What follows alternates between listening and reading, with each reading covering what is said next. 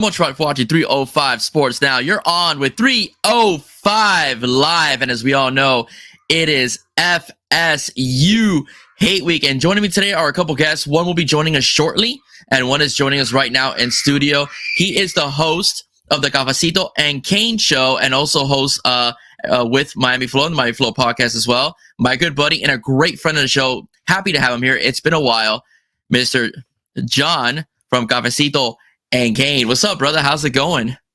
It's going well, man. Nervous as hell still. Like all week. I can't wait for the game to start and just kind of get it over with. Obviously, I'm looking forward to it. I look forward to it every year, but I just want it to start already, if you know what I'm saying. Yeah, me too, man. I can't wait. A lot has been made up of this game, especially since, the Canes are coming off a 7-0 start, and Florida State has been, by many, surprised, basically atrociously bad to start the year. I mean, it's still a rivalry game. I do believe in that. Miami, on its worst teams, has given FSU, when they've had their best teams, a huge fight. So I'm not taking them lightly, but I will say this, though. I am dying to get this game over with, and hopefully we come out with a Canes victory, and we could go 8-0 and continue on an ACC play. Yeah, no, absolutely. Hopefully we come away with a dominant victory. Wouldn't be too happy with a close victory. I mean, a win's a win, especially in the rivalry. But I mean, they're so bad this year. It would be really concerning if we don't expose some of those glaring weaknesses, because there's a lot of them. I'm sure we'll get into them, but yeah, I need to see it, at least us cover the spread of 21.5. Yeah, I totally agree with you. I'll be honest with you. I'll be upset if FSU gets to 20 points. That'll really bug me, man. This is a team that barely scored 14 against Cal.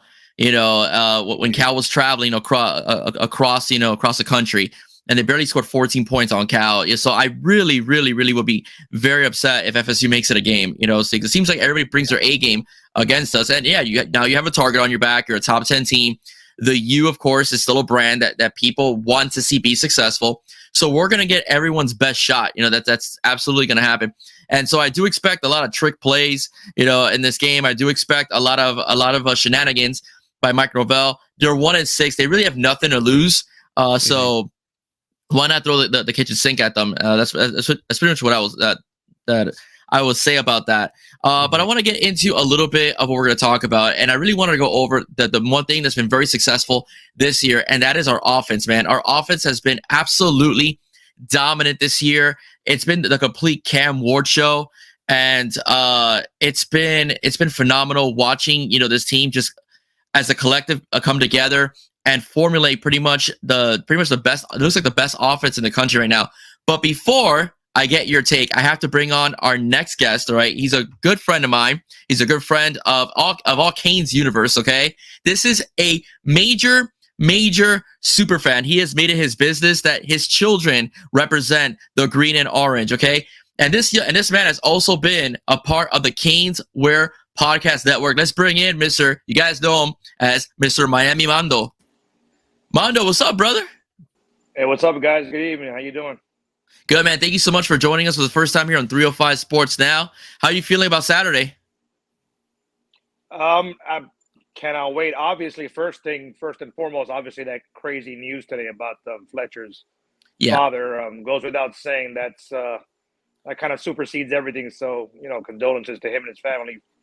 Obviously, as far as the game, I mean, I don't got to tell you guys. You know what this game is. It doesn't matter if they're 7-0, 0-7, 3-3. I sat in that stadium 2 years ago. We got thumped 45-3. Yeah, that was a rough one. So you don't think with Mario there with 130 recruits in the crowd is ready for retribution? Come on, guys. Yeah. They'll be ready. They'll be ready. Yeah, but before I get John's perspective on our offense, and I get yours, Mando, as well. I heard, I believe it was from Joe Rose or from Alex Dano on a show where he said there'll be a day with the shoes on the other foot. So I do expect Coach Cristobal, if it is a blowout, to continue pouring it on Florida State, just for the fact of a couple of years ago, the way they poured it on in Miami at the Rock, and the way they actually treated the players as well on defense, the way they threw Ja'Cory Brown on the ground. So I think there will be some major payback if the Canes have a major lead. But going into the offense, right, it has been the Cam Ward show. Miami leads pretty much in every single offensive category in the country. If not, they're at least top 5. Cam Ward is pretty much this. His numbers are just unbelievable. He has 27 total touchdowns, 24 passing, three rushing, only about 5 interceptions, 24 touchdowns altogether. He's been dynamite. Okay, but let's not forget the other man that many of us talk about, Xavier Restrepo, 39 catches, 686 yards, 6 touchdowns. And even though we've been kind of wondering where the running game is at times, the running game is at 1,300 yards plus and averaging over 5.6 yards per carry. John, how do you feel about our offense? And is it everything you expected when the season started, or are you pleasantly surprised how good it's been? It's totally surpassed my expectations, and I had high expectations to begin with. I expected Cam Ward to click with this offense ever since everything I heard throughout the spring, all the boxes he was checking off as far as leadership as a teammate and all those things, and the way he made it look easy in the spring game. I'm like, oh, okay, we're in for a treat come September. And he's surpassed that. I mean, I did not expect the offensive explosion week 1 against Florida. I thought it was going to take a week or 2 to really like get cooking, but he was cooking right out of the gate. And it's not just him. It's been the offensive line has been mashing people up front. The running game has been solid, especially in recent weeks, now that we've opened up the playbook a bit in the running game. The tight ends have been, they haven't been spectacular, but they also haven't really been asked to do a lot in the passing game. They've just done their job, which is blocking well, protecting Cam Ward, opening up holes, and when needed, catching a big third down. Or, Elijah Arroyo catching a long touchdown on a trick play or something like that. They've done their job. I'm happy with what they've done. And then the offensive or the wide receivers, the top 4 guys, I mean, none of them are first rounders by any means, but they've all played well enough to make me think they're going to all 4 play on Sundays one day, especially Xavier Restrepo. He's been elite. I did not think he would improve on what he did last year, because what he did last year was sensational. But he did it with poor quarterback play. Imagine now you get an elite quarterback. Yeah, of course. Going to blow the top off the numbers he had last year. So overall, I have literally no complaints with the offense. Yeah. Going back a little bit to Restrepo, if you guys remember, his sophomore year, he only played like 2 games. So he would have been the number 1 receiver in Canes history if he would have played the additional year. Mario's first year, he would have been the top receiver by now in Canes history if he would have played the entire season. So I just wanted to add that as well. Mando, let us know what you think, man. Well, to echo what John was saying, I mean, before this season, Restrepo would get some slack from the fans as, he just gets a lot of targets because he's Van Dyke's guy and this and that. I've been texting my boys the last couple of weeks. He's playing at an all-American level. He might not be 6'4", 220, a 4'3" guy. Who's playing better right now? Can you name 2 or 3 other receivers in America that are playing the wide receiver position better than him? Maybe the kid from Alabama, the true freshman or whatever. He fits the bill, the eye test, but pound for pound, this kid's playing all-American football. You can't deny it. And then what we saw last week, Sam Brown. To me, the guy that's really like opened up eyes is Horton. Yeah. I think Horton has been a big improvement on the outside. It's just so many weapons that a guy like our tight end, you put him anywhere else, he's probably getting 8 to 10 targets a week. He's barely seeing the ball right now. Why? Not that he sucks or anything. You got a 3-4-headed monster at running back. You got an offensive line. They built this team the right way. They've got monsters on the O-line. They've got an all-world quarterback. Thank God we got him this year. Yeah. You got 2, 3, 4 weapons on the outside. I mean, the last couple of years, just if somebody would have told me, like John said about Ward, I mean, I'm not going to lie. I saw some Washington State games that I think he was this. I mean, this is like, not talking about national titles, because I saw all the glory years and all that. Through 7 games, individually, not team-wise, you can put up his performance against any guy to ever play in Miami, period. And that's a mouthful. He's been that good. Yeah. It's crazy. This off 50 points a game, 45, 500 yards. Like, I would have thought you were crazy before the year hearing these numbers. It really is remarkable what they're doing. Yeah, and it's interesting because we get Ward. So you have a team that's built with an NFL mentality because these guys want to win and they want to be competitive and they want to get to the next level. And going back to Zay Horton, a lot of us wanted Zay to get a bit more run, especially the flash we saw in the Texas A&M game last year. And he's an example of what patience does, because he could have easily gone on the transfer portal and gone to another school and started right away or gotten a lot more playing time last year than he would have been years past. But he trusted the system. He trusted Mario. And look at him now. He's going to be the number one receiver next season because he's got another year of eligibility left. So that goes to show you it's not always about quitting. Not quit. I'm not going to say quit because some guys leave for different reasons. But trusting the process and trusting your coaches, trusting the scheme. And you can get ahead. The same thing with Restrepo. Restrepo's another guy that could have dipped when Van Dyke dipped, but he said, no, I'm going to stay another year. And look at him now. He's making himself a pretty formidable slot receiver in the NFL to be drafted. Yeah, absolutely. Yeah, Horton put in the work. Horton, what about the wide receiver coach? You think he's made an impact? Oh, absolutely. We all know who he is. So overall, as a group, they've been phenomenal. John, since Mondo mentioned him, what do you think about Kevin Beard and how he's been developing his players? He's done a phenomenal job because look at Horton and Restrepo the last 2 years. Just look at those two guys. Night and day difference from before he got here. So yeah, like the jump in their play coincides with Kevin Beard getting here. So it's got to have some kind of an impact. He's not just a really good recruiter. He's a great teacher. Players love him. They gravitate towards him. So, yeah, I think Coach Kevin Beard has had a big impact on both their games, and he will hopefully for years to come.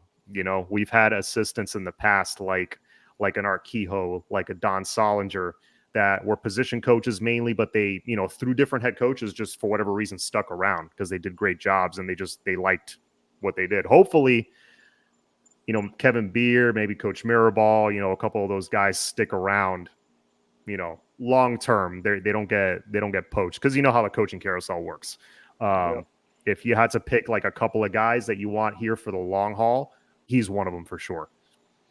Yeah, absolutely. And it's the fact that he's established this great relationship with his players, and it's very important. And he fits the mantra of what Mario does. If you hear about Mario and some of the stories about his recruiting, is that he's very honest with the players right off the bat. He doesn't really BS, the players and tell them, "Oh, you're going to start." No. He tells them, "You're going to work, you're going to compete, but you will be developed and you will make it to the NFL if that is your goal. If you're with this program." And the players like that. The players like the straight talk coming from the coaching staff and not flowers, and then they get upset or whatever the case may be, and then they want to go elsewhere or they don't feel like they're being developed appropriately.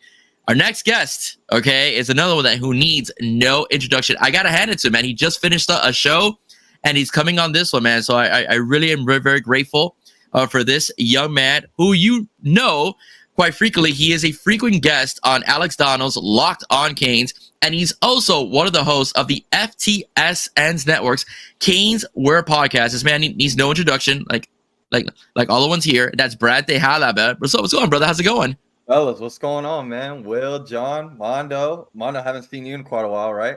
What's about 24 hours. What's up, man? How y'all doing tonight, man? Glad Good, to be on. Hey, I want to thank you because you were on a show before and you hopped on this one, so you're kind of doing double duty. So I'm very appreciative of that, man. Thank you so much. Hey, as you know, with podcasting, you and John, man, some of this stuff has to be pre-recorded. So as it looks like I'm on double duty, but actually, to be real, I was actually on triple duty. I was on this show. I had the other show, but in the middle of the two shows, I was just on Cane Gang radio show when we had Santana Moss and Rocky McIntosh on. Nice. So I just got done chopping it up with one of the great Santana. Has some great Florida State memory stories that he was just chopping up. So yeah, triple duty on tonight, but I'm glad to be on the show with you guys. You do great stuff as always, Will. Thanks, man. I'll be pliable the next time you're at Canes Wear, man. Right next door, man. How are you pliable, brother? So we were just discussing right now just the offense, how explosive it's been. Did you like John and Mondo gave their perspectives? Did you think Cam Ward was going to be this great for when the season started? We knew he was going to be good because we saw the highlights of Washington State. Yeah, we knew he was going to be good, but he is. It's literally like he's literally the Michael Jordan of college football right now. It's like if you have him on your team, he's got it. What were your expectations when the season started about Cam? I was one of the few. You can go back on Twitter and check. I actually thought this guy would be like this before he even left Washington State. I wanted him in orange and green, and as soon as he hit the portal, y'all know I was standing on business from that day moving forward. I was not moving shit from that decision, and luckily we made that decision. And throughout the last couple months, and being able to have relationships with his parents and whatnot, like just knowing who this young man is, like the character he is off the field and what we're seeing on the field, this stuff has not changed like in the last 4 or 5 years. This is just now the whole world gets to see who Cam Ward really is. Having the chance to interview his quarterback coach, Daryl Colbert, as well, who trains Shador Sanders, him and Kyron Drones and a bunch of others. He was talking and attesting to this. It's like, dude, I've known him for 4 or 5 years, and the way he is on the football field, as competitive as he is, he's going to be like that with anything, like video games, being the first one at the training facility, as y'all hear on social media. Mm-hmm. But it's exceeded expectations for us just because, I mean, look at the talent that's around him, right? I think he mentioned this on a recent show. All the crazy plays that you're seeing him make.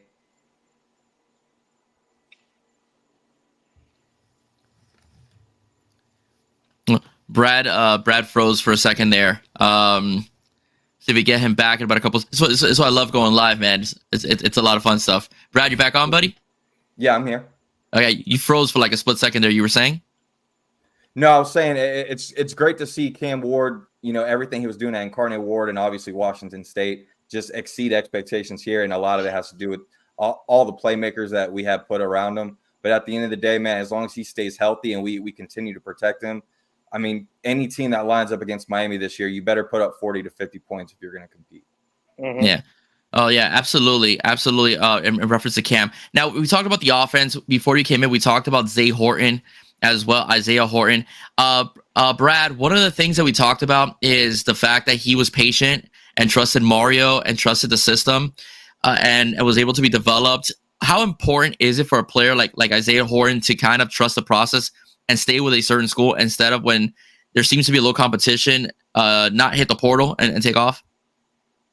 Yeah, I mean, I think a lot of it has to just do with the person of Isaiah Horton, right? I think he's a guy that isn't going to be in tune with some of the NIL stuff. Like, I don't think that's something that kind of flashes his eyes. I think he wanted these opportunities that he finally had to wait for. And the fact that he's been putting in all the work in the offseason, very similar to some of these other guys, I think you're starting to see the due diligence of all the hard work that he's putting in. And I mean, kudos to him, because to your point, I mean, with this NIL stuff, I mean, this is like a fancy football factory now with college football. You could essentially trade players midseason. And as you've seen, guys like Colin Lacey from Louisville is pretty much out the rest of the season after playing Miami and scoring a touchdown. So these guys, I mean, there is no binding contracts to a school, unfortunately. And the fact that he paid his dues and now it's living up to expectations. And he's a guy that I don't even think he's touched the surface of what he's capable of. And again, he's got at least another year or two at Miami if he wants to do so. And obviously having a guy like Cam Ward at quarterback is going to just help boost his portfolio once he leaves University of Miami. Okay. Transitioning over to the defense has been a different story. Okay, the first couple games, I mean, obviously the competition also laid itself to be this way. The defense looked pretty unsolvable. They were very solid against the Florida Gators. The concern about the secondary was something we didn't see against Florida. It was a good collective win altogether. We saw some cracks in the kinks in the armor with USF, but we really kept them out of the end zone, only giving up 15 points. But lately it's been pretty bad. Let's be honest. We've been manhandled by Cal. Cal had 4 plays of 50+ yards or more. We got taken to the woodshed a little bit in the running game by VTech, and we won a shootout against a very potent Louisville offense. Now, numbers are deceptive, but Miami ranks 21st in total defense. I don't really buy that the way they've been playing. But their pass defense, their passing. John doesn't buy it. No, at all. I mean, no. Mark D'Onofrio had at one point the number 14 defense. I forgot which year it was. It was one of those Al Golden years. I'm like, no. Oh my goodness. No, and the funny part about Al, he hang his head on that. I remember Joe Rose when Joe Rose called Al Golden out because they played 10 yards off the ball against Georgia Tech. I think at the 3-yard line. And Joe Rose was like, "Hey, why'd you play your guys 10 yards off the ball? When you know they're gonna run." And he's like, "Well, we have the 14th best defense in the country if you look at the statistics." And Joe, being nice, was like, "Yeah, but they still scored." And so. I mean, I totally agree with you. Definitely not. But I think the passing is more realistic because they're ranked 62nd, and that's a courtesy because of the first 3 games that they played. Oh, actually, well, yeah, the first 3-4 games that they played. That's more of a courtesy because of that. How do you see this defense? I think the sacks are okay at number 1 because our front 4 is, I think, the best thing on our defense right now. There's no doubt about that with Barrow, Bain, Barron, and then the rotations with Moten, Clark, etc. And the occasional Malik Bryant sighting as well. What do you guys have to say about the defense? We'll start first with Brad, and then we'll work our way up, Mondo, and then John. So, Brad, what do you think is going on with the defense that has all of a sudden been a complete nightmare for us Canes fans? Well, before we talk about what it's currently at, let's kind of rewind a little bit. And I think all of us as Canes fans, if you went on Google, social media, whatever, we were preseason ranked on the defense side of the ball, position group wise, top 10 in every category, or top 15 if I'm not mistaken, except secondary. So we knew going into the season that secondary was going to be probably an issue for this football team, right? Luckily, first game of the season, we play a powerhouse Florida team that wasn't so powerful. We saw how that ended up. Next couple weeks, to your point, the defense settled down. A lot of it had to do with turnovers, right? Even though we're a top 30 team in defense, we're also really high in turnovers as well. That also is a little bit misleading in my opinion. But at the end of the day, I also want to go with the schedule that we've played, right? I think moving forward, I think if this defense doesn't start to get better with our own eyes, not just from a statistical standpoint, then we're going to have an issue. But currently, right now, you guys got to understand, Canes fans, in this day and age of college football, you don't have to have the greatest defense in the world to be the national championship or to be the best team week in and week out. Look at LSU a few years ago, right? There's teams out there that don't have a great defense, but as long as you can put up points, that's the whole name and game of college football now. You got to be able to put up 40, 50 points, and at that point, maybe let your defense behind, right? Because in years past, we had a top 5, top 10 defense, but our defense was still getting worn out by that third and fourth quarter because our offense was going 3 and out, 3 and out, 3 and out. So they were only getting 3 to 4 minutes rest, right? Well, guess what? They're still only getting 3 or 4 minutes rest, but that's because the offense and Cam Ward are scoring within 2 or 3 minutes. So you got to kind of play the wins and loss column as you want. But at the end of the day, I'm going to take a strong offense over a kind of weak defense than the other way around because we've seen it in reverse and it hasn't really worked out.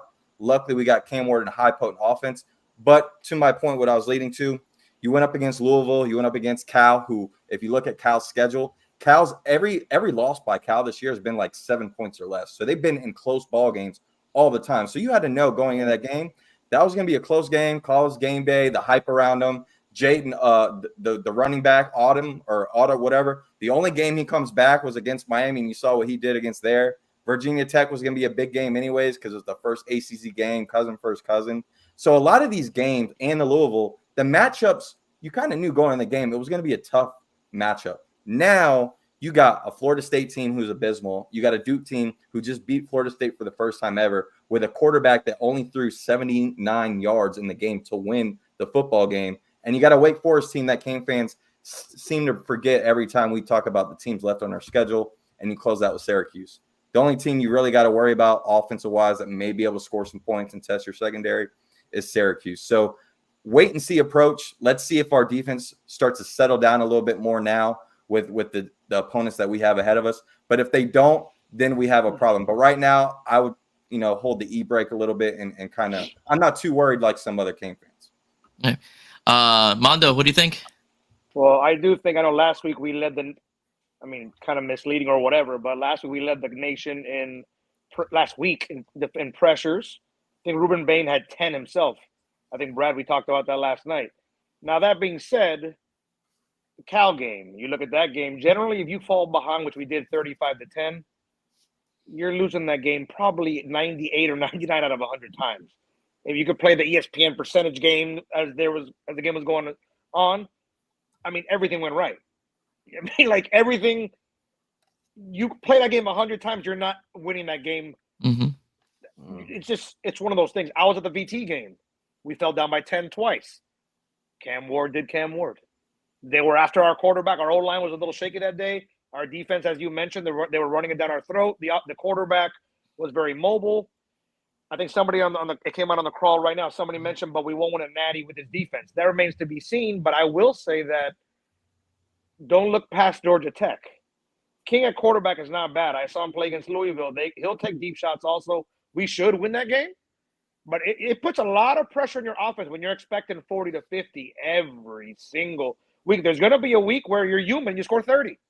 But yeah, your defense at some point, if you want to win it all and beat and run through a gauntlet of Oregon, Texas, Ohio State, yeah, you got to make some stops at some point. But can you score 40 or 50 against those guys? We'll see. But right now, this offense it's humming. But the defensive line in the front, I'm not going to say front seven, but the front four is what's going to lead the defense because the secondary, well, Guidry said this week, changes are going to be made. So we will see what he's talking about. But Bain is back, and that hopefully will mask some of the deficiencies in the secondary. But like Brad mentioned, our offense is pretty much going to lead the way. You'd like to have more balance, but we're 7 games in. It's going to be hard to change that at this point. John? So you mentioned something about the Louisville game, Mondo, that I think we led the nation in pressures in that game. Ruben Bain having 10 of them, by the way. It just so happened that Tyler Shuck, who's probably one of the top 2 quarterbacks we're going to face on our schedule, and in addition to that, he had like the game of his life. Maybe not statistically, but look at some of the stuff he did in the game. Like, he was horizontal to the ground 2 different times, and he would just flip it up in the air, and a guy would catch it and get 5 yards. It's like, he did that twice. Kyron Drones did that like 3 times to us. So there have been some like really lucky CAG plays that have happened against our defense. You remove one. Kyron Jones did one at the end of the game that if he doesn't complete that, I mean, the game's over there. It doesn't even get to a Hail Mary. He just like flipped it to a guy near the side. I remember. The tight end. Yep. I remember. The luckiest thing I ever saw in my life. 99 times out of 100, that ball's going in the dirt. It's going in the sideline. Yeah. So we have faced some good quarterback play. Kyron Drones is a stud. I mean, what we're seeing now from Virginia Tech is what I expected to see from them this season. I think they're going to win the rest of their games. Wow. That includes the Clemson game. I think they pulled the upset there. So that's in Blacksburg, by the way. Okay. So we faced Cal. That was a different story. That was just the travel and, us shooting ourselves in the foot on defense. But 2 of the last 3 games, we faced really good offenses, in my opinion, with a lot of NFL talent. When you're not facing a lot of that, like Brad said, for the rest of the season, you're facing an FSU team that is literally dead last in college football on offense. I mean, there's FCS teams that would score more against a D1 team.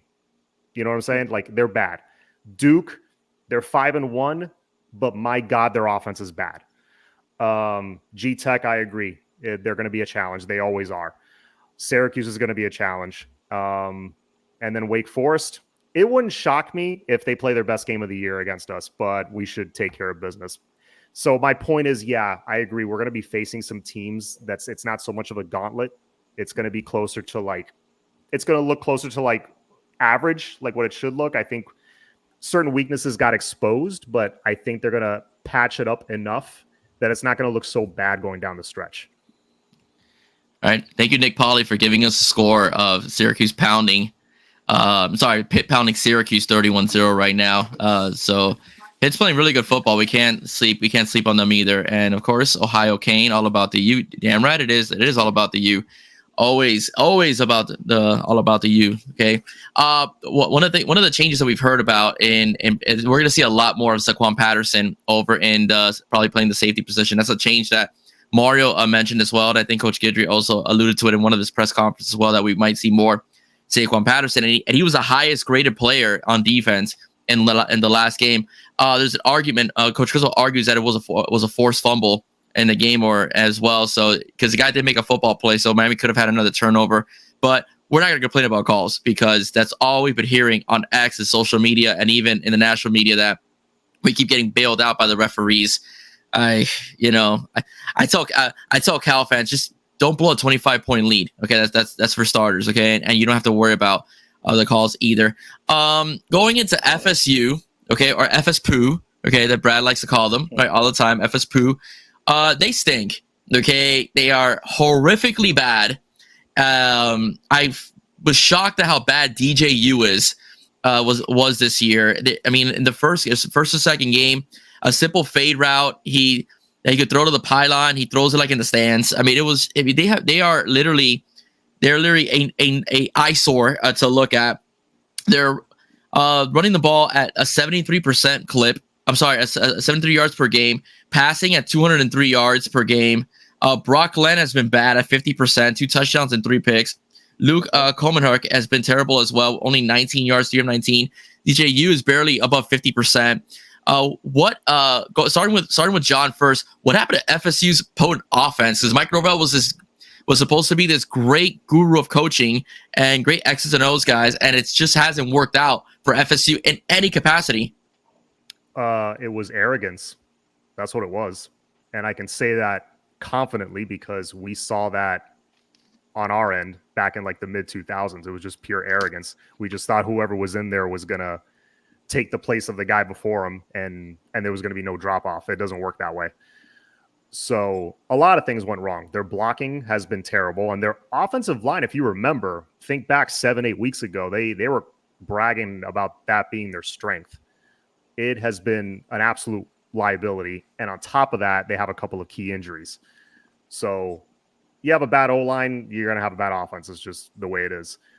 DJU, I figured he'd be like mediocre. I didn't think he'd be so bad. That really surprised me. The running game, I thought they'd lean on it a little more, but again, no blocking. You're kind of screwed there. The one thing that does concern me a bit, of course, the secondary being our weakness right now, in that last Duke game, FSU's receivers got loose on like 2 or 3 occasions for deep passes. Croman Hawk hit some dimes and they dropped all of them. I know for a fact if it's there against us, they're not dropping them. I don't know what it is. Just like kickers don't miss against us. Like Jerry Rice doesn't get called against our opponents.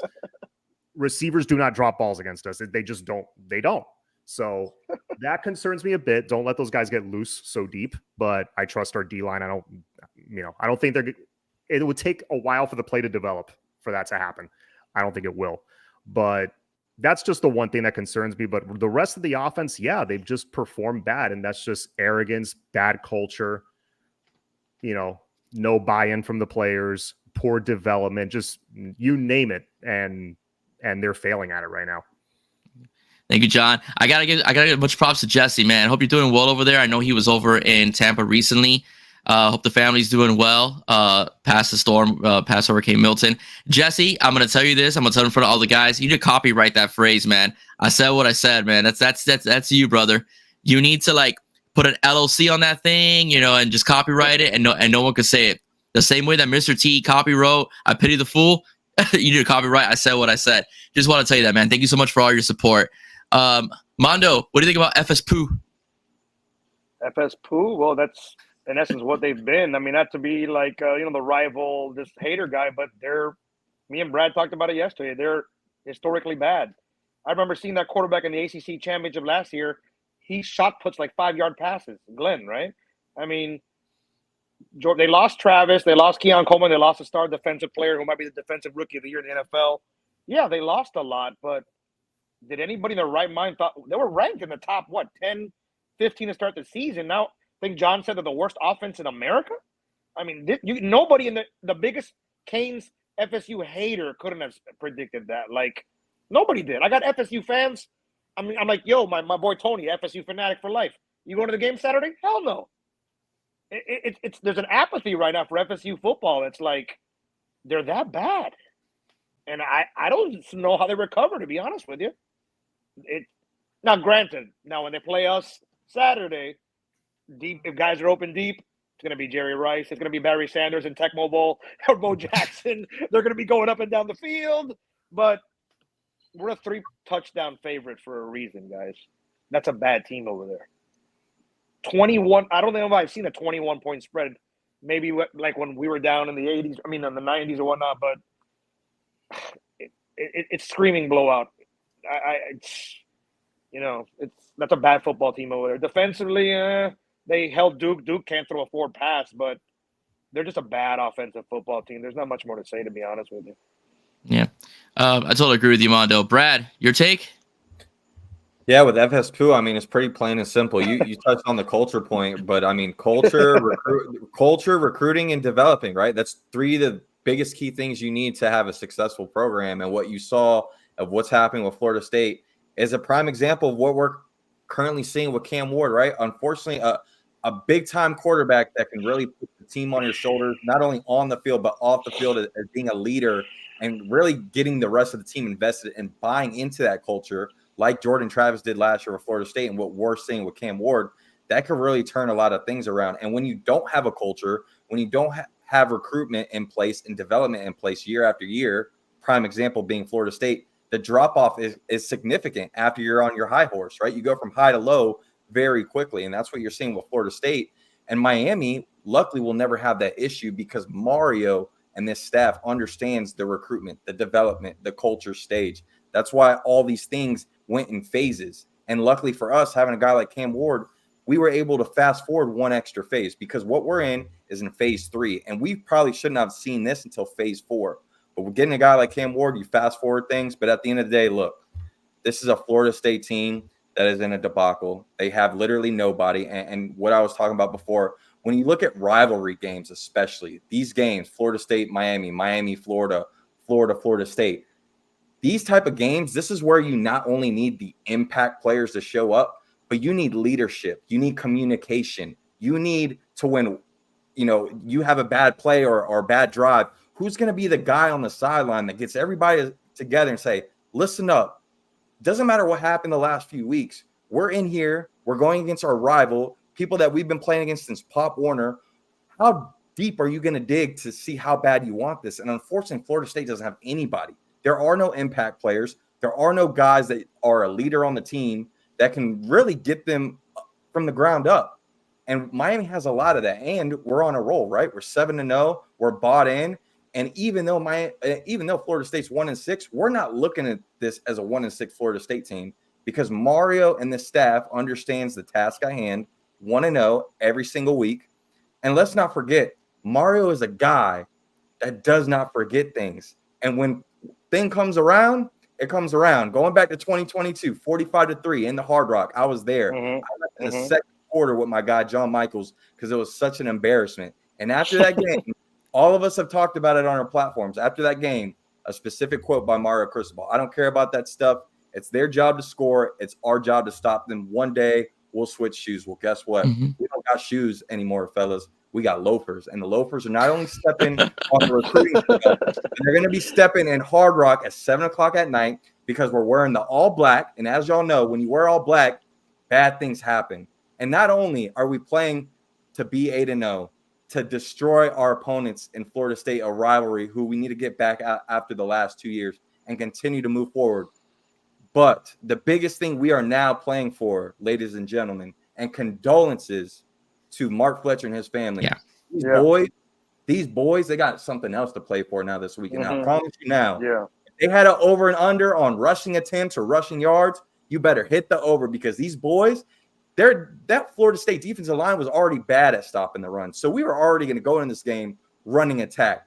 But now with Mark Fletcher possibly playing this game after what has happened to him in the last 24 hours, even if he doesn't play, this at each other's back. And that's one of the greatest things about this team. They are bought in, talking about a culture standpoint. And this team's going to be ready to play on all cylinders. And I'm expecting 60-plus points.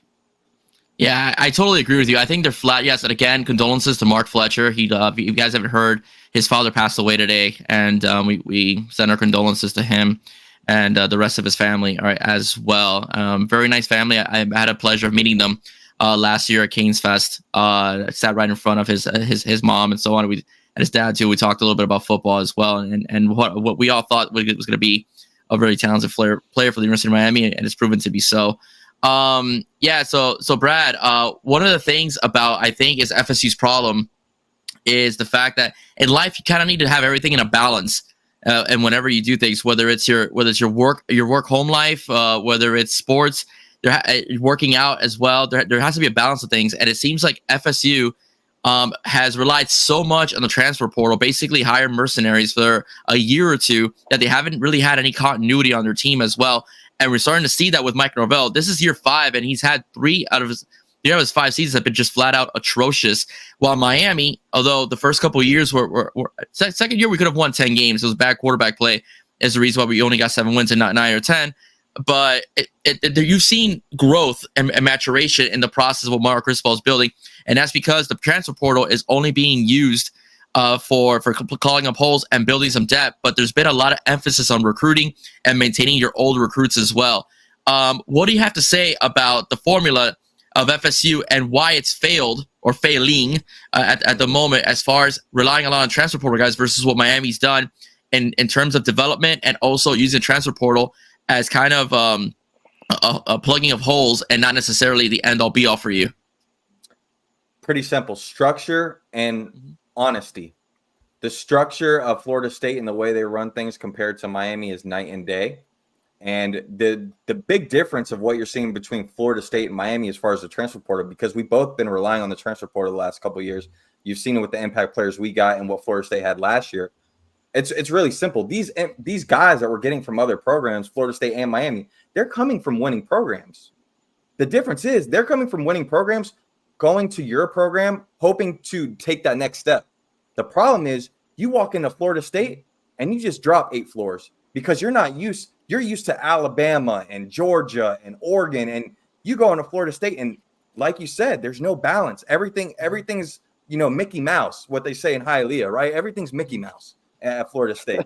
Yeah, I know Mondo likes that. So I used to live in Hialeah. Watch it, Brad. Hey, my uncle and aunt still live in Hialeah, so I know exactly how it is. Yep, right across from the casino. Brad, you gotta say it the right way. What offended Mondo is that you didn't say it the right way. It's not Mickey Mouse. It's Mickey Mouse. Mickey Mouse. Okay, Mickey Mouse. Mickey Mouse. Okay, it's what Mickey Mouse. That's what you gotta say. Right. Come on, Brad. I had to throw my gringo twist on it, but at the end of the day, man, I didn't think Hialeah was gonna come up on my bingo card tonight in this show. Let me tell you. The structure and the honesty, right? I mean, let's talk about recruiting for a minute. I mean, these guys, they know what's fake and what's real when you're able to talk to someone like Mario Cristobal compared to a Mike Norvell or a Billy Napier. Going back to the Mickey Mouse, like those guys are Mickey Mouse compared to Mario Cristobal. And not only do the players that are being recruited see it, but the parents see it as well, man. And when you're telling them one thing and then they're at home or they're going to your stadium and they're seeing something completely different and it's not matching, things just don't align. And unfortunately, you could sell all you want, but if you're not a good salesman and you don't know how to bring the right guys in, things are going to fall apart. And unfortunately, with Florida State, they're in a worse shape than Florida, and that's pretty bad to be in. And Florida's actually starting to dig themselves out of a little hole. We'll see what happens to them, but it's good to be a Miami Hurricane. That's all I got to say. Yeah, right now, definitely. Mondo. No, I think Brad nailed it on the head. I mean, last year you saw us, we were a middling team, probably 7-5 in that range. You saw FSU, you had to be thinking, are most kids going to keep going up to Tallahassee and stuff? It crossed my mind. But now it's flipped. I mean, Brad mentioned the loafers. Now, if he comes into your living room versus the other, Florida, FSU, or others, before it was Bama, right? The last 10, 15, 20 years, Georgia. All I've wanted, we keep harping back to, is Miami back. Is Miami back? You look at the rankings, you look at now, we go online, fans hate us again. They don't hate people that are irrelevant, right? Miami's relevant again. They're in the national discussion again. They're back to almost being a perennial power again. Kids are looking at Miami, because kids that are 18, 19, they didn't see the title years like I did. They watched these 30 for 30s, but they didn't live it. Now they see this. They're like, whoa, you see what's happening in Miami right now? Like, now you got to think that Miami's a big-time player. And if you're a quarterback, why wouldn't you want to play here right now for next year and 2 years from now, 3 years from now? So things have definitely – now school's got a new president. Word is he's all in on football, and he will do whatever it takes. Echeverria for football. Mario loves him. You saw post-game in the locker room. He gave him the game ball or whatever it was. There's not a negative thing to say right now. Miami football really is done a 180. it was people want instant gratification. 2 or 3 years, oh, Mario sucks, get him out of here. 2 years later, they're a top 5 program. Give it time. He's building it from the inside out. Look at the defensive line. You're 4, 5, 6, 7 guys deep. Offensive line, there's guys on the bench that can start anywhere in America, right? Mm-hmm. You got 3 or 4 running backs. We talked about A.J. Allen last night, right, Brad? You're going to tell me A.J. Allen can't start for most Division I programs? Have you seen him in the games? He jumps off the screen. He's their third-string running back. It's crazy. They're loaded right now. Future's bright, guys. Period. John? So you mentioned Mondo, you got to wait, you got to give it time. People kept comparing us because it coincided with TCU. It was TCU, right, that went to the national title game? Yeah. Against Michigan, yes. It's Michigan. Michigan. Yeah. And TCU, they're 4-3 right now, 2-2 in conference. I think they had a bad year last year too. So it's like that wasn't built to last. That wasn't built sustainably. What Mario's doing is built sustainably. So do you want like the one microwave 10, 11 win season and then it never happens again? Or do you want to go through 2-3 years of pain, but then the next 10 after that, you're dominating? Great point. So recruiting and development. I mean, we've always recruited pretty well. I mean, what we have now is a full operation when it comes to recruiting. Brad, I'm sure you know this. Like, you go back just to past regimes, Manny Diaz, Al Golden, all those days when the program really wasn't getting the proper funding. Now it is. I mean, it was literally like 5 or 6 cats out there trying to do what they could to recruit guys. And to their credit, they did a good job, but the financial backing just was not there. And without it, we were not going to get this thing moving. That's just the way it is. So that plus the recruiting, plus Mario's relentless attitude, plus the development, he's hiring guys that are good teachers. Add all that stuff together, it's a recipe for success. And those are literally the 3 things FSU does not have. Going back to your original question, Will, it literally, that's the foundation. Mm-hmm. All the portal stuff, that's just, cherry picking. You're just accentuating what you have in your foundation. If you don't have a foundation, then as soon as, Jordan Travis and Jaheim Bell and all these guys are gone, what do you have left? You have nothing. Mm-hmm. Yeah, the portal's used basically, we've used it to add depth or fill holes. Okay, and we needed help. We needed a defensive back, so we got Mish Powell to come in for us and Diane Hill because we knew that we didn't have enough depth at the defensive back position. That is going to change because in 2025, we have a very good recruiting class coming in of defensive backs that I think are going to excel at this university. Another thing too, I even with Cam Ward gone, I'm very happy with our quarterback room. I don't want to see another transfer portal quarterback come in. I like Emory Williams, and I do like Reese Poffenbarger. I do like Luke Nickel, and I like Darren Coleman, who's coming after Luke. I think we're set at quarterback as well. Wide receiver, we have the depth as well. Coming in, because we have JoJo, Chance, Nye, Zay's got another year, and then now we have Upshaw as well, Joshua Moore, and possibly another third one coming in for the cycle. The depth is there, and we could pick another guy from the portal, just at a little bit more depth as well. And the offensive line is going to remain stacked. I just want to say his name because it sounds great. SJ Laifaituli. Okay? That's your future center. Guy's beast. Have you seen his highlights at Bishop Gorman? He's a masher. All right, so this team is built to last and it's built to be successful. Okay? Very built to be successful. And I'm very happy at the direction this program's going because I do think, like Mark Cristobal told Joe Rose last year, when it's rolling, it's going to roll and it's going to be unstoppable, and you're gonna love it. He's been very on top of that. I will tell this, Jess. I will say this to you, Jesse. I'm not worried because a lot of times when we wore those uniforms, I know we're 4 and 6 with the black unis, but we also sucked those years too on a couple of those. So I'm not afraid.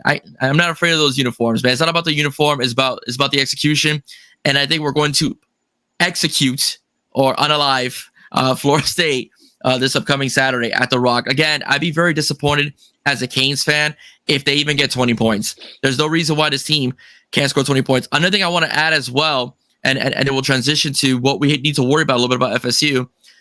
Rashard Smith is not the biggest guy in the world, and he ran all over Florida State at SMU. What is Damian Martinez, Mark Fletcher, AJ Allen, and Jordan Love going to do to them, who are much bigger backs and fast as well? And we saw what happened when you put Damian Martinez as RB2. He gets angry, and he runs angry, and he takes a whole entire team in the end zone for 30 yards. Okay, so if I'm FSU, I'm getting that ice pack out, man, because they're going to feel it this Saturday. Brad, what do you got to say about that? You're muted, buddy. Brad, you're muted. My bad. I think our guy Daryl Jackson is already looking at his Expedia account, trying to see if he's going to go to Aruba or Costa Rica, because these guys aren't bought in. They're not ready for this game. And dude, I mean, no team wants to look at that running back room of Miami and want to go up against that. And the worst part is, before you get to those running backs, like to your point, you got to go against an Inez Cooper, a Jalen Rivers, a Markel Bell.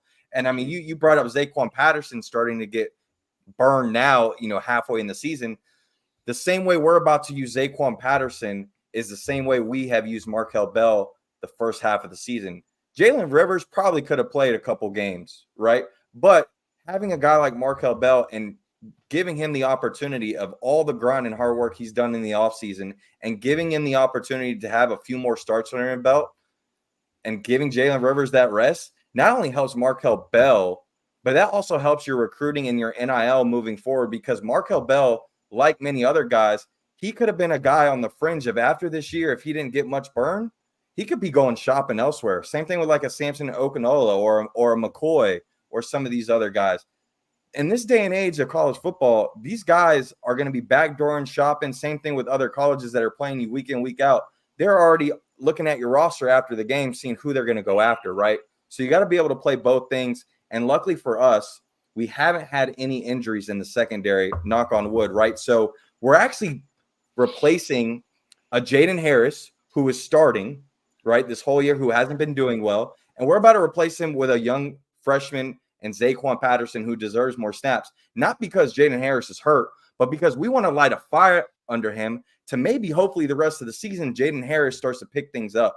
Because what we've seen in the past with great Miami teams, talking to Santana about an hour ago, is some of the reasons why these teams were so great was because they couldn't take a play off. They couldn't take a practice off. They couldn't take a day off, because if Santana took a snap off, Andre Johnson was coming for his spot. He had Reggie Wayne right in front of him. And he brought up this point. His first ever game that made Santana Moss was against Florida State.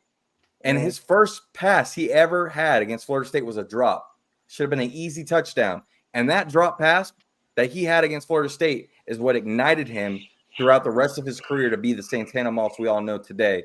And these are going to be the little opportunities that maybe someone like Zaquan Patterson, maybe someone like Popo Aguirre or Cole McConaughey, these are the moments for those guys, in my opinion, against this Florida State team, because we already know how this roster looks at Florida State, where I don't expect Cam Ward in the game after, 2 minutes in the third quarter. Oof.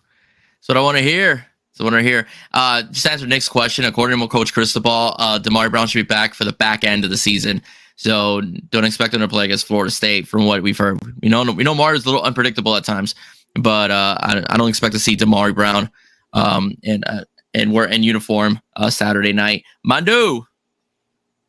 Yeah, as far as Saturday, talking about the game and whatnot, we brought it up last night. Sometimes we can sit here and talk all day, but you can't predict certain things. I remember the VT game, first drive, strip sack fumble. We fumble the ball in our own territory. They score, they go up. Then uncharacteristically, Ward threw a pick in the red zone. I remember that. So, but that being said, VT actually has an offense. I mean, unless we tank, and let's hand them the ball inside our own 30 every time, I don't see it. I know it's a rivalry game, and John alluded to the fact that they're going to catch everything, and I agree, but I don't see a dynamic playmaker at quarterback or even a playmaker, period, to be honest with you. So I just don't see how they put up the points to outscore. Even if we do make mistakes, they're going to have to put up 30, 40 to win, right? How? I think we're going to just pound them. I don't know about Ward being out 2 minutes into the third, but I'm not too concerned about Saturday. And about as far as the running game, I mean, not to bring family stuff into it, but if you didn't think that the offensive line and the team were going to battle because it's a rival, now this young man's father passes 48 hours before the game. I don't know if he's going to play, yes or no, but if he does, how much motivation do you think that offensive line and that quarterback, that coaching staff is going to have for that young man to get in that end zone? How emotional would that be? I'm just getting chills thinking about being in that crowd on Saturday night. If that kid scores or has a big run, that might be like iconic UM stuff because the kid's dad died today. I mean, that supersedes everything we're talking about. Mm-hmm. So that Saturday night's going to be crazy. It's going to be the great atmosphere, the blackout. I don't care if they're wearing orange or black. Put them in a damn straitjacket. We're going to smoke them, and that's it. Period. Johnny. Yeah, I don't, like you said, so much would have to go wrong. Exactly. For an upset to even come close to happening. Like one thing after the other would have to happen. And this team all season has seemed, for the most part, prepared going into games. They have come in confident. They've played physical. They've, aside from maybe 2 games, done a pretty good job taking care of the football. All those things are going to matter in this game. Take care of the football offensively, you'll be fine. Don't get overly aggressive on defense and you'll be fine because they're going to try all the trick plays, all the tunnel screens, halfback screens, flea flickers. They're going to try everything. Just hang back and stay at home, play a little zone. I know Coach Guidry doesn't like to play too much zone, but you get what I'm saying. Just like tell your guys to calm down, stay at home, just make the tackles. We'll be fine. As for your original question, Will, the running backs, like what could they do against that defense? If I'm Mario, I'm telling Dawson, hey, do whatever you want after the first drive, but the first drive, we're pounding it right up the gut every play. Like, dare them to try to stop us. Unless they start creeping up. If there's 10-11 in the box, oh, good luck. Unleash the fury on them in the passing game because they're not – I don't see them stopping Martinez. I don't see them stopping A.J. Allen. If Fletcher plays – forget it. Like he's gonna take his anger out on FSU for sure. Mm-hmm. Yeah, I totally agree. Before we transition to the to what positives can FSU do to us? I mean, there's been a lot of talk about a lot of commentators, especially on YouTube, have been trying to say what kind of defense Miami should play. There's been a lot of talk about Lance Guidry being a little overly aggressive, or the defensive scheme might be too complicated for players that are just kind of being introduced to it. Like, for example, Diani Hill, which makes no sense to me because Diani Hill played with Guidry over in Marshall as well. And Mish Powell played in a national championship game, so he should be a veteran and kind of be able to pick it up. But the bottom line is also, one of the things I've heard about is Miami should go more simple and more of a base defense. I heard from one of the commentators, a Tampa 2 type from the early 2000s. What are your thoughts on that? Should Guidry just stick to the plan? Should Miami play a little bit more D'Onofrio-like defense, or just just maybe less blitzing and just rely more on your front four? I'll start with John. Like, what do you think about like what Miami should do on defense? Should they just still continue to run the same defense Guidry did last year and the guys just get it, or should they tweak it a little bit where it's a little more simplified? Well, I mean, your job as a coordinator is to kind of course correct as the season goes. If certain things aren't working, you should tweak them. So that's on him to do that, but it's also on the players to make tackles. I think a bigger issue has been that in this last Louisville game, there were times where they were out of position. They were a step behind, on those drag routes. They were like a step or two behind. You just got to get on those quicker. Maybe that's just a bad job by them reading the play or eye discipline, whatever. But then there were times that they were in position to clean up the play and force a third down or something, and they just couldn't make the tackle. So you got to clean that up, got to stop hesitating.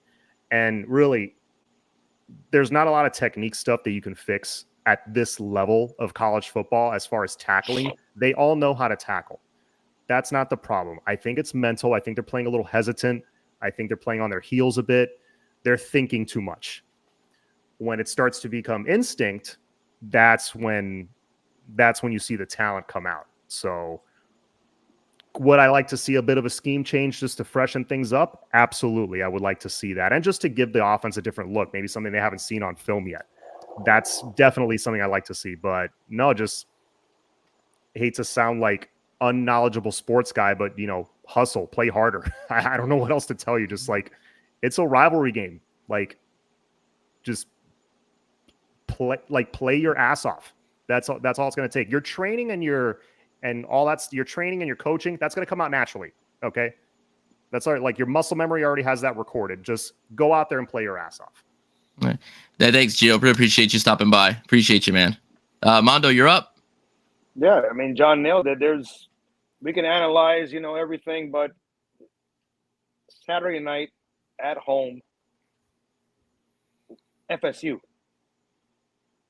Coach will tell you. He says it on Monday. You mentioned Joe Rose several times. I hear it on the way to work on Monday mornings. If you can't get up for this game, you shouldn't be playing for the University of Miami, right? I don't care if they're 7-0, 3-3, 1-6. There's a ton of South Florida kids over there. I'm sure a lot of these kids have played against each other. I'm going to tell you guys this. You guys know Miami as much as I do, or if not better. Those guys are bad, but they're going to want to take our heads off. You think they're going to just show up here and, we're going to lose 45-0. They're going to come and play the same way we did 2 years ago. They smoked us by 42, but shoes on the other foot now. We're the prohibited 3-touchdown favorite. And again, I'm not trying to sound like a homer, but we're so much better.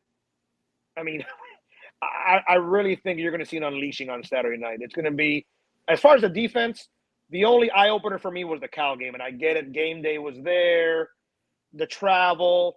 But there was some plays. I remember the screen in the flat to the running back of that have no business going 40, 50, 60 yards for touchdowns. Like, that game was an anomaly maybe. I don't know. VT, like John said earlier, VT has a good quarterback in Drones. Louisville quarterback was a stud.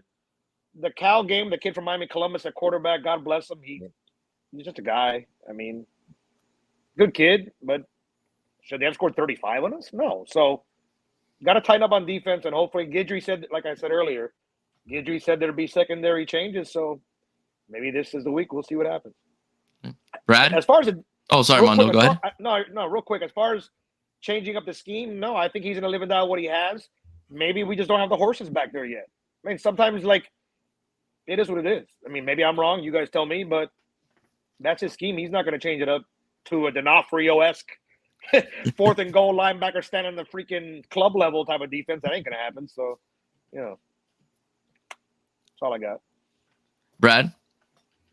Nah, I mean, to blend both of their points together, John and Mondo, I mean, first and foremost, John kind of hit on the head with the mental aspect. I think these guys just need confidence, right? I mean, this wasn't an issue the first couple of weeks of the season. No one was talking about the deficits of this defense and secondary. You know why? Because we were balling. We were all on the same page. There was communication, and these guys were cocky. They had confidence behind them, right? And now you went through a 3-game rut, and look at the opponents and the players that you were going against. To Mondo's point, the quarterbacks, you had a Mendoza, you had a Tyler Shuck, and you had a Kyron Drones. All 3 guys that not only have the talent to test the defense, but they had the talent around them to also help them test the defense. And they were capable of, when you throw certain things at them, they are smart enough and capable of to dissect the defense and really be able to do what they want to do at times. Consistent, that's a different course, right? But when you look at moving forward, these next 2 weeks, I don't think you need to change your scheme. I didn't ever think you need to change your scheme. Going back to John's point, a lot of these big plays, our guys were in the position when needed to make the plays. It's just fundamentals, keeping your eyes in the backfield when you got the tight end or the running back on a wheel route that's supposed to be your guy, right? Just the small, simple things that you get taught in Pop Warner, middle school, high school football. Those are the things that's hurting us right now. And going back to the Cal game, the reason why they got the 35 points isn't because they were that talented or they were that great of a team. They were putting out plays that nobody saw on film. I don't care how great of a defensive coordinator you have. If you don't have the Jimmies and Joes, you're not going to be prepared for what they're throwing at you. And even after the football game, you go listen to the Cal media, all the big plays and scores that Cal had, every single one of those big plays, they were saying after the game, where have those plays been all year? Well, guess what? We all know every week you line up against Miami, it is now your Super Bowl. You're going to go throw things at this team, knowing the deficiencies on defense and knowing that you're going to have to score 40 or 50 points going against Ward in this offense, you're going to have to throw out some things that no one is used to seeing to be able to get your team into this football game. Well, guess what? You need the talent and you need the Jimmy and Joes capable of doing that. These next two games, Florida State and Duke, they don't got the Jimmies and Joes to test this defense. So I don't think you need to change the scheme. You need to figure out if the Jimmies that you've had in place, if these are the guys. If not, you need to make the necessary changes, which we're going to see this week against Florida State, and get that next guy to step up.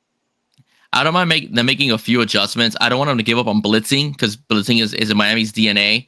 So that's the one thing I don't agree on. I don't mind if they go more on a base 4-3 like a cover 2 if they bring in blitzers every so often, because I think our front four is going to get home. And one of the things that have killed us have been the drag routes as well. And I think having maybe an extra guy back there in coverage could help, negate that quite a bit to assist, the cornerback if he happens to fall behind the receiver. So that's just a little bit of what I think. But tackling is very important. Diani Hill going high on the wide receiver, and of course the wide receiver getting away was a lot bigger than him. That was a huge mistake. Kiko, whom I love as a player, being out of position for that for that run against Louisville, against Isaac Brown. That's something that not only killed us in Louisville game, but also killed us in the Florida game as well. So those are things that we have to try to avoid in that game, because there's still scholarship athletes. At Florida State, I don't think they can score 50 on us, or they'll score 42, or even get to 35. They've been really, really, really bad.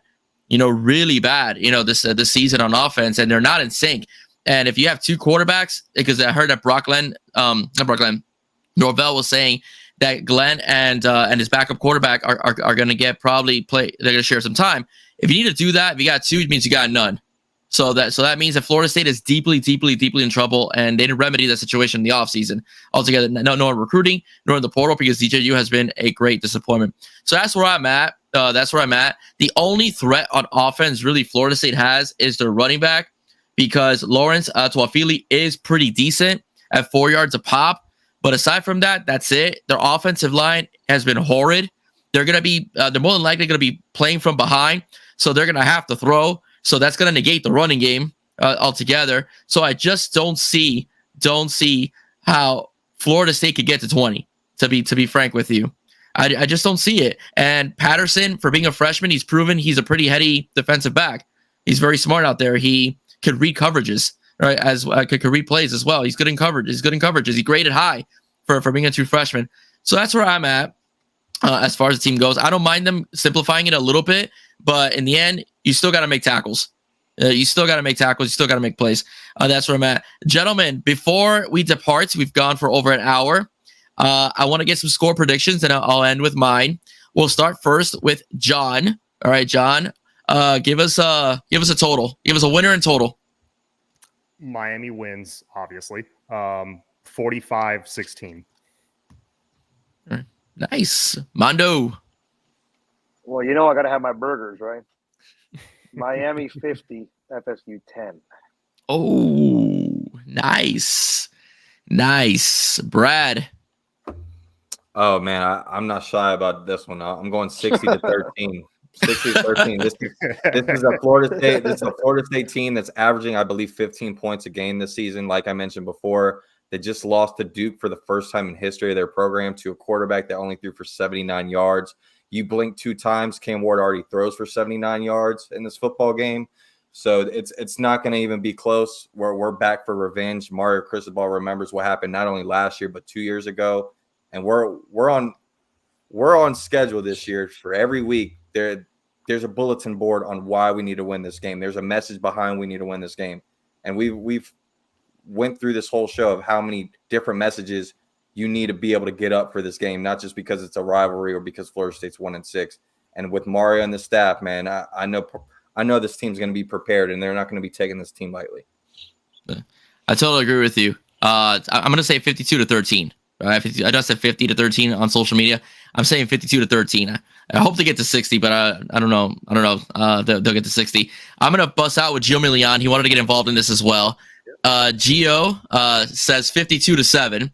All right. I like his prediction. He has absolutely no respect for FSU's offense, and I love it. All right, as well. But since he did bring up the defense, all right, I'm going to add another one. All right, I know a little improv here.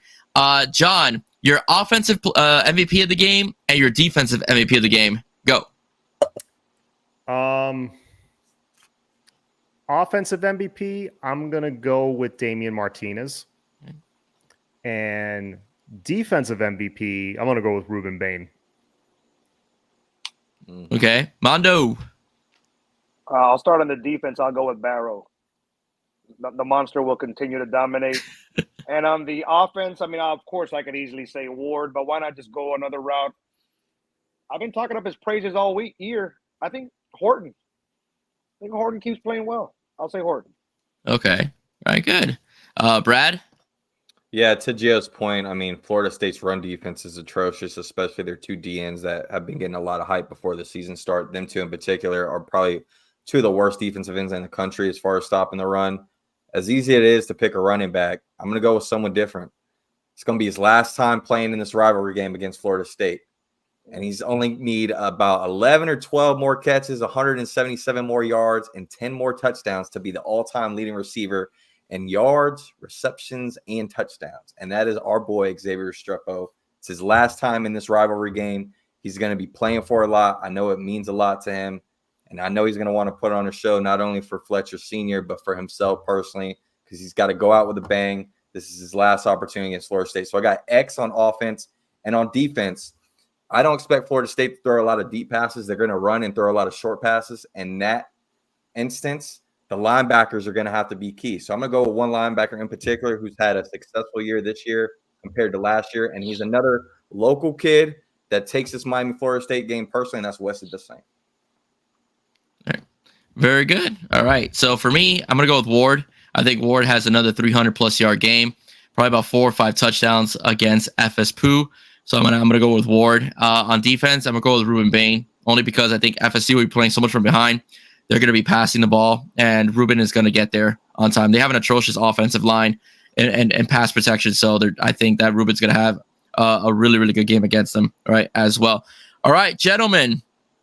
Before we go, I want you guys to plug your shows. I have your links down at the bottom here at the live chat. So if any of you want to subscribe to their channels over FTSN for Brad or at Cafecito and Kane. Oh, FTSN as well for Mondo. Let's not forget him.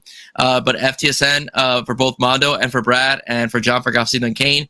Please do so. But starting with Brad, you want to plug your show? Yeah, absolutely, man. First off, thank you so much for having me along with John and Mondo, man. Great guests, great people. Continue to do y'all's great things for this Kane fan base, man. As y'all know, there's a lot of stuff to go around for all of us, man. So it's a pleasure to be on with y'all. You can catch me at Caneswear Daily Podcast only on the FTSN network. I'm a host there pretty much 4 or 5 times a week. And then me, Mondo, Brett, and Cliff do our live show every Tuesday night, either 8 o'clock Eastern time. And then, of course, you could find me on X or Twitter, whatever one you want to call it, at Tejada Brad, where I kind of tweet every 30 minutes. Mondo, you want to plug something? Yeah, I think Brad just plugged what we do, but I want to thank. I already know I'm well familiar with Brad. We're personal friends, but Will, you and John, we've never spoken, and you guys are very knowledgeable. So thank you for your time, and I learned a lot. I love talking to knowledgeable fans, so I appreciate it. And Will, the best thing you could find with FSU's offense was the running back is at 4 yards a pop. Miami 50, FSU 10. See you Saturday night. Oh, I didn't get your score prediction? No, you did. Oh, 50. Oh, I did. You just repeated it. Oh, okay, just repeated it. I'm like, wait, did I forget? Did I forget Mondo? The running backs at 4 yards a pop. 4 yards. Yeah, well, you know. I got no fear now. That's the best they got, man. It's the best they got. John, go ahead. So I got my Tuesday night show. I go live. Usually I have a guest for that one. I do during the season, my Sunday recap shows where I just talk about the game from the day before. And of course, you can catch me on the Miami Flow show on Sunday nights. Usually we go like at 8:50, 8:55. We go live Eastern time. Right. Well, thank you guys. Thank you so much for joining us, guys. It's great to be able to partake and have this conversation with a bunch of UM fans. Because, we love our Canes and, we can't stand Florida State, man. I go as far back as I could. My first game was 1987 when Miami shut them out at the Orange Bowl. And we've seen a lot, man. We've seen a lot good and we've seen the bad, and we're happy to see some good again. So I'm very happy that you guys were able to share that with me here on this platform. or on 305 Sports Now. Ladies and gentlemen, remember to please subscribe to both Mondo and Brad at the FTSN Network. And don't forget to subscribe and like and share at John and Cafecito and Kane, and also at the Miami Flow Network as well. Guys, if you like this show, if you like this live event, please do not forget to like, share, and also subscribe to 305 Sports Now. Pack the rock, guys. Go Canes, guys. Beat FSU. Bye-bye, guys. Take care. Okay. Go Canes. Go Canes.